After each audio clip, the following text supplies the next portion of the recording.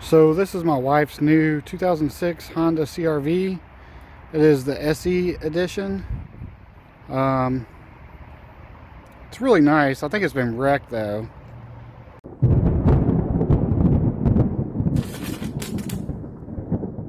The guy said he replaced the front bumper. It should have fog lights in there, but he didn't get the fog lights to put them back in. It does have the switch, and the wiring harness is already in there, so I just need to get the fog lights and cut that or pop that out and put them in. The reason I think it's been wrecked, because you look at the gap here and the gap over here. I mean, it could be something to do with the bumper, because he did replace the bumper, but you can kind of lift up on it here, but not over here. And the paint on the hood looks brand spanking new. If I would have to guess, it was probably wrecked in this area somewhere. And plus, when you look at the bolts, they look like they've been removed. You can see where they put a socket on there. The paint on this fender and the bumper matched really well, so they did a really good job. But I still feel like it's been wrecked and repainted. And also the parking brake light, the wire is just kind of hanging there. The clip is gone.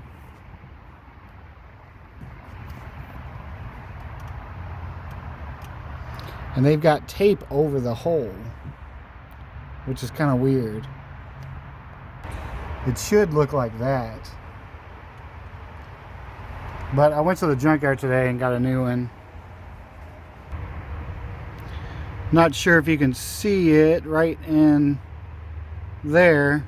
The AC pump is new and has been replaced, or AC compressor I should say.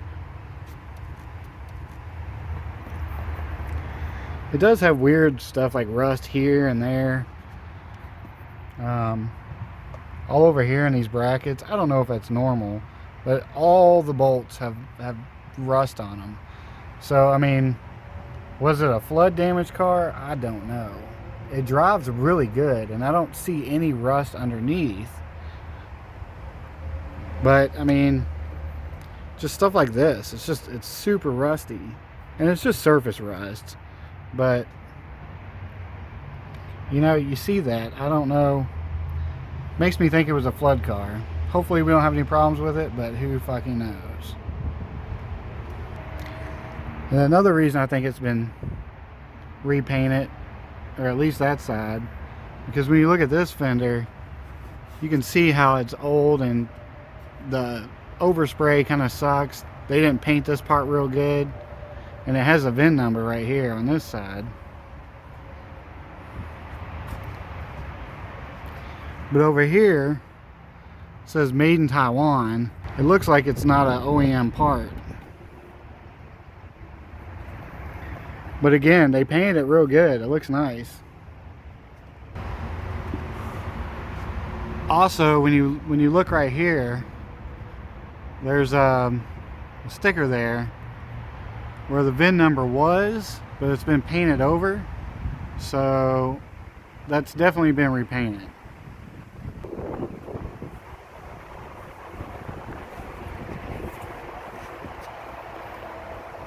And the trim right there has been replaced,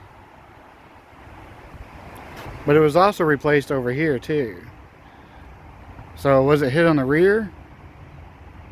But the rear bumper looks OEM, because you can tell it's faded right here, but up here it's not, unless they just replaced that for whatever reason. It does have a nick right there.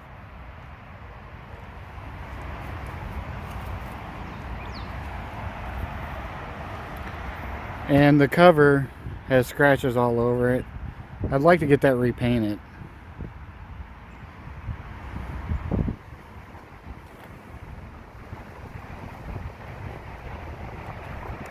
And as you can see over here, this trim's been replaced. I don't know why.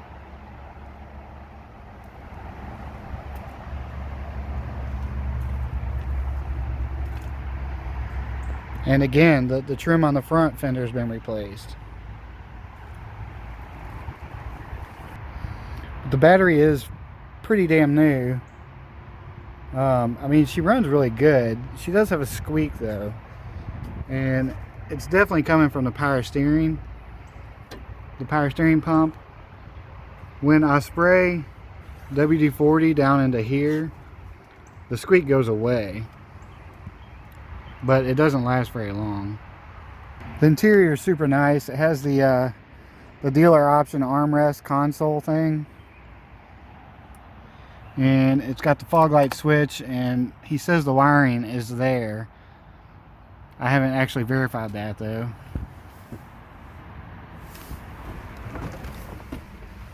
It's got 297,000 miles.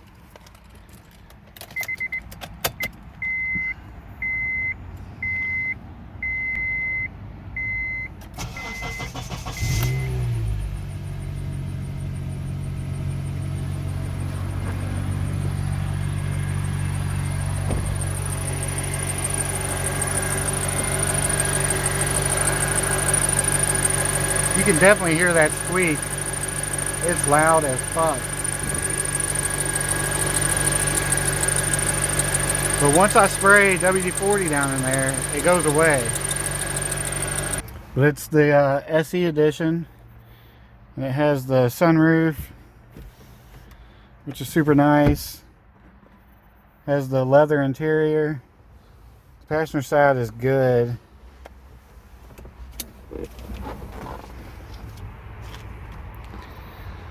The driver's side is ripping at the seam here. I thought about taking it apart and restitching it, but I don't know. Because I mean, you can see right here, it's just the stitching that came loose. Because we can take it off, fold it back in there, and stitch it from the inside, or the underside of it, and put it back in. Wouldn't be that big of a deal. But the console is really nice. Previous owner left his jewel in there.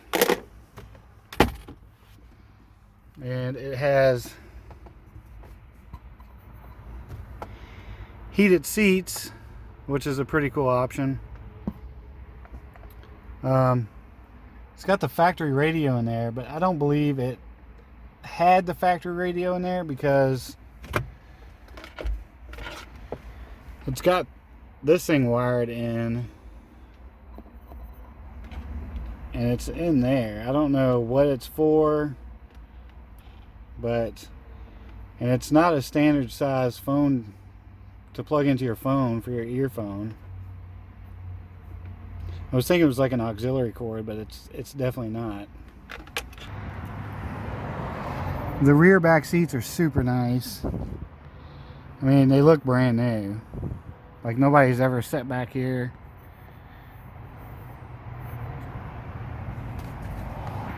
It came with the all-weather mat that goes in the back and the back seat, and then it came with some generic floor mats, all-weather floor mats for the front.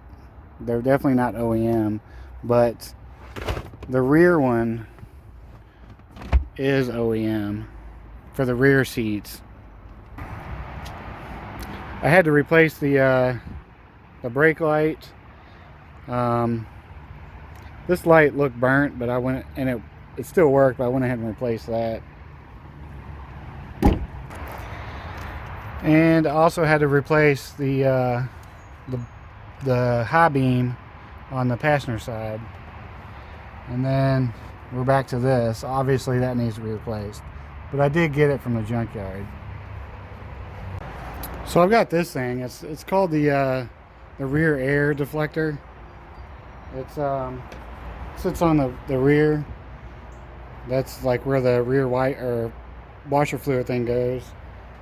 And it has these covers here and brackets that go on the side. Let me show you what it looks like. Let me clean it up first.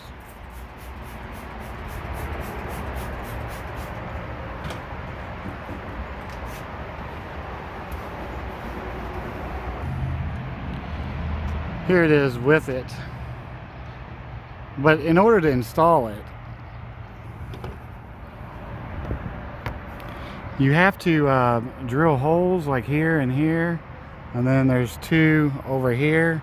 You got to put those rivet nuts in there, and I don't know if I want to do that. I don't really want to drill holes into the hatch, but we'll see what my wife says. Seems like it would fit on the Beagle.